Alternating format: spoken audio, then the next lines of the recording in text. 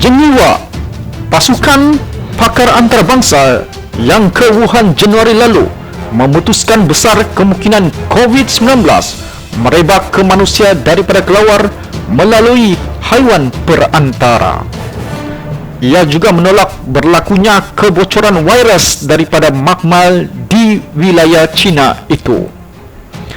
Kesimpulan itu disifatkan sebagai di tahap mungkin hingga saat mungkin, manakala teori yang menyatakan virus terbabit terlepas daripada makmal disifatkan sebagai kemungkinan besar tidak terjadi. Menurut laporan yang sudah lama dinanti-nantikan itu yang diperoleh agensi berita AFP kemarin, laporan daripada misi antarabangsa ke Wuhan itu sudah lama dinanti-nantikan sejak pasukan pakar berkenaan meninggalkan China pada 10 Februari lalu. Laporan tentang asal-usul coronavirus itu menawarkan gambaran lebih jelas tentang apa yang berlaku di Wuhan, China pada lewat 2019 dan awal tahun lalu. Bagaimanapun, penemuan yang dibentangkan bukan muktamad dan akan terus dibayangi persoalan tentang ketidaktelusan China dan sikap Pertubuhan Kesihatan Sedunia WHO yang dilihat gagal mendesak Beijing supaya lebih terbuka. Dapatan utama pasukan penyiasat kelihatan mengesahkan apa yang telah pun dinyatakan pakar sebelum ini tentang virus tersebut. Lawatan itu juga bukan untuk mengesahkan secara tuntas punca pandemik. Satu usaha yang berdasarkan penyelidikan lain akan mengambil masa bertahun-tahun untuk mengetahui secara jelas asal punca berlaku. Lawatan pakar saintis secara politik adalah sensitif bagi China yang prihatin tentang sebarang dakwaan. Ia tidak menguruskan penularan yang baik dan setiap perkembangan bagi lawatan ini diikuti seluruh dunia. Kelewatan dalam penerbitan penemuan ini yang dihasilkan dengan kerjasama rakan kerja mereka di China dikatakan berpunca daripada masalah penterjemahan dan penyelarasan, meskipun timbul ketegangan diplomatik mengenai isi kandungan laporan terbabit. Dalam satu sidang media di Wuhan pada 9 Februari lalu, pakar dan rakan kerja mereka di China menegaskan masih belum dapat merungkai sepenuhnya asal-usul virus COVID-19.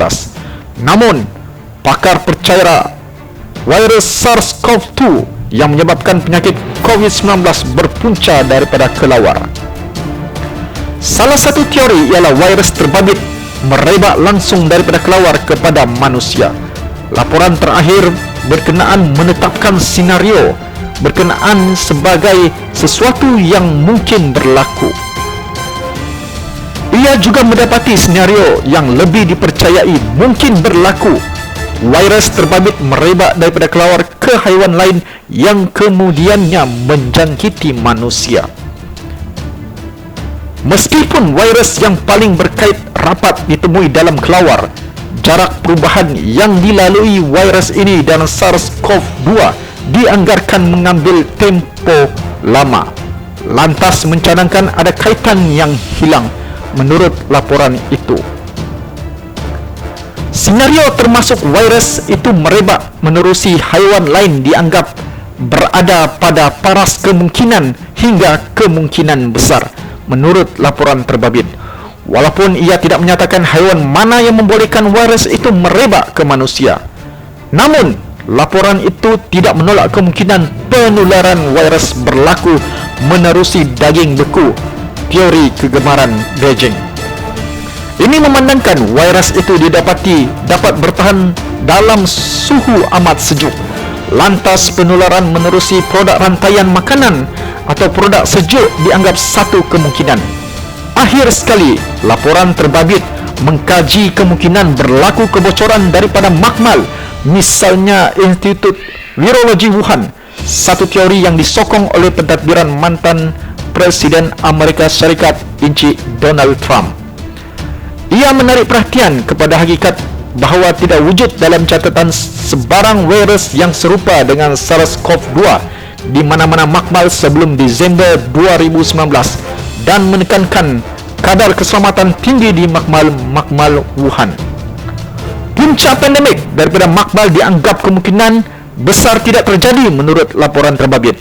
Sementara itu, vaksin COVID-19 yang menggunakan teknologi mRNA didapati terbaik dalam mencegah jangkitan simptomatik daripada varian virus. Berdasarkan keputusan 1/bandingan tahap keberkesanan vaksin yang berbeza terhadap varian. Varian mRNA terutama yang dibangunkan Pfizer, BioNTech dan Moderna membabitkan suntikan potongan bahan genetik virus, bukan keseluruhan virus ke dalam tubuh untuk merangsang tindak balas imun. Vaksin mRNA didapati merangsang tahap antibodi peneutralan yang tinggi terhadap varian asal dan terhadap varian B117 Britain serta varian P1 Brazil. Kejayaan vaksin mRNA kemungkinan disebabkan tahap antibodi dan tindak balas sel T yang tinggi yang dihasilkan dalam badan.